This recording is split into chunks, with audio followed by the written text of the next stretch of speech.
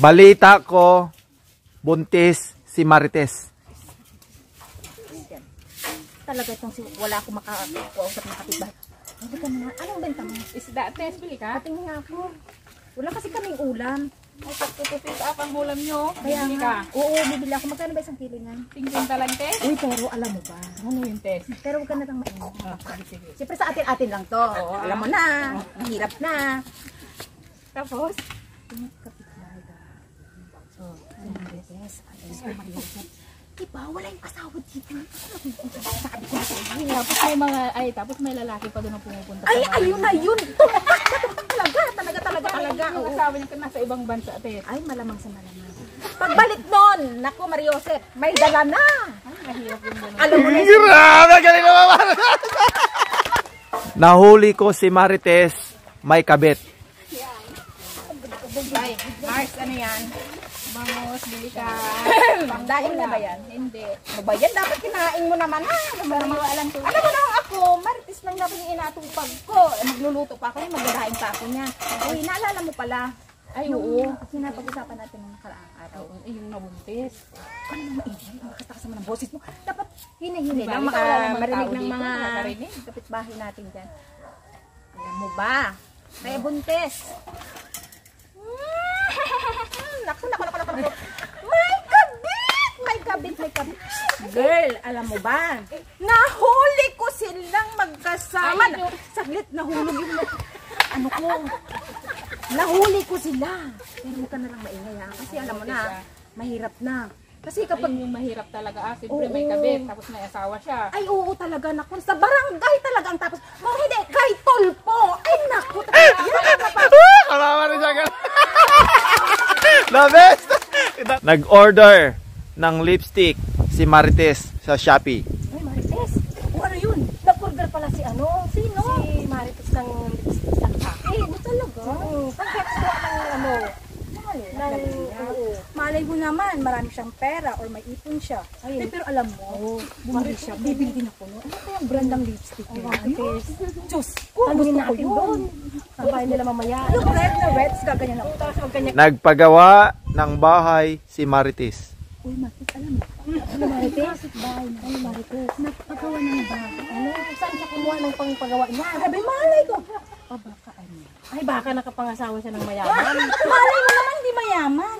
Bakit nga nasaan siya kumuha ng pang ano niya? May kabit. Ayun lang, mayaman Hindi si kaya, Tess. nag-sideline. Ay, Tess! Malay mo ba? Oo nga, Tess. Pero alam mo, Ano, Tess? sa tingin ko yung bahay niya, ano lang, kalahati lang magagawa doon. Aywan ko lang, Tess. Kasi alam mo, ano lang eh. Okay na! Bagong reband si Marites. Uy, Tess. Ano, Tis? Nakita ko yung si Tess, nagpariban. Ay naku, yung asawa niya, nalaman ko yung Tis, nakakahiya. Ay, nagsigaw-sigaw dati. Siguro, Tess, baka hindi siya pumayag na Kaya nga magpariban. kasi walang ulam nga, Mari. Yes, ano kaya yung Siyempre, ang hirap na ng buhay, tapos inom lang Kaya ng inom, nga, Tess. nagwawala yung asawa niya kasi walang ulam, Tis. Ano kaya, paano Paano kaya yung nakakahiya talaga? Kawawa naman yung pamilya na, Sigaw. Wala pang ulam, Mari. Tis. Ay naku, akala. Ang daming alahas na suot si Marites. Uy, Marites, saan ka pupunta? Bakit dala kong big, di ba? Tess. Nalaman mo ba yun, Marites? Yung may bago siyang alahas. Gold pa, Marites. Paano kaya yung nakabili, Tess? Baka may kabit, Tis. Hindi alam ng asawa. Paano siya magtatak? Paano pag malaman ng asawa niya? Baka magwawala yung Tis. Wala pa silang ulam mamayang gabi. Tapos binili lang ng alahas. Ang hirap-hirap ng buhay niya, Tess. Tapos nakabili siya ng ganun kalaki na lahas. Baka magwawala yung asawa, Marites. Ala, yung anak niya wala pang baon pupuntang school. Ang dami-dami pa naman yung anak, Tess. Pupunta tayo din mamaya, Tis. Nagpapustiso si Marites. Tess, good morning. Ang aga-aga naman yan, Tess. Namaling ka ako. Nagsalubong ko sa Marites. Nagpunta sa dental clinic. Nagpapustiso. Sana all, Tess. Kaya palang ganda ng ngiti niya. Ano, nakita ko. Tapos, babalik pa daw sa Rides. Ipapabulok pa daw na yung apat. Lahat siguro. Pa daw na. Pero ang balita, Tess, Nangutang lang daw pala yun ng pampapos ni si Tess. Saan namin pa niyang utang sa tindahan? Grabe na yun. Galing ni Marites! Pumunta sa kasalan si Marites. Tess, alam mo ba yung kapitbahay natin? Pumunta ng kasalan kagabi. Lahat sila tapos nagbalot pa. Naku! Sobrang hiyang. Nagbalot. Nagkila pa ng tricycle na pinagsakyan. Naku, Tess. Ay, grabe. Inutang pa naman yung pinakila daw, Tess. Kasi walang wala sila.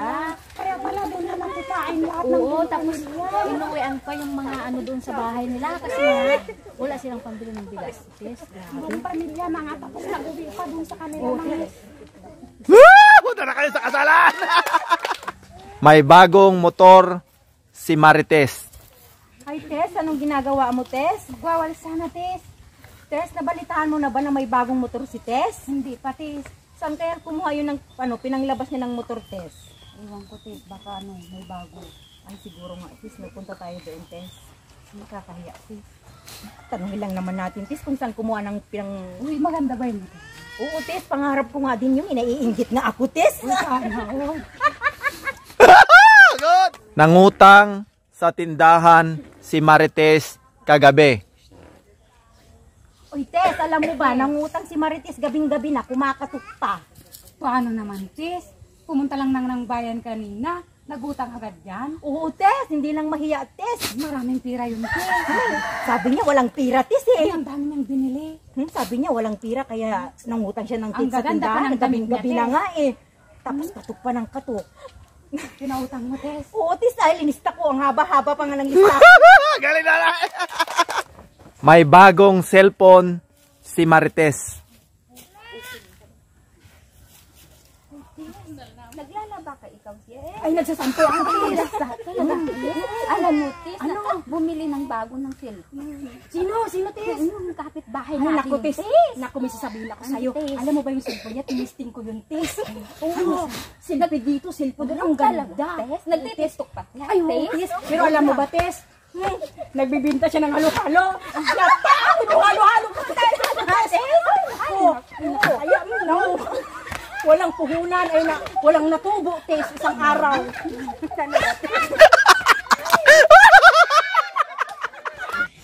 Nanalo ng loto si Marites. Uy, Tess, nabalitaan mo ba? Tess, nanalo daw ng luto. Talaga, Tis? Oo, pagkakataon mo na to, di ba ang may utang sa'yo yun? Puntahan natin mamaya, Tess. Ay, naku, ako din, Tess, ang daming utang yun. Yung utang niya pa nung nakaraan, mag-isang taon na, masisingil na talaga natin yung Tess. Oo, Tara na, tara. Punta na. Ang galing! May bagong washing machine si Marites. Uy, Tess, nabalitaan mo na ba? May bagong washing yung kapitbahay natin. Ay, talaga, Tess? Oo, Tess, siguro inutang niya yun. Kasi lagi nangihiram sa amin ng washing yun eh. Talaga, Tess? Oo, Tess.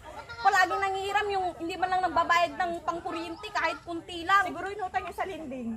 Siguro, Tess. Kasi, alam mo ba, yung washing namin malapit na masira. Laging nangihiram. Ang dami-dami pang labahan. Halos maghapon nang naglalaba. Tapos yung mga anak niya nandoon. Pwede mo nang hiramin yung washing na, Tess. Para masira ulit. Galing na lang! Napabarangay si Marites. Tess, nabalitaan mo na ba? Yung kamarites mo kahapon, napabarangay daw.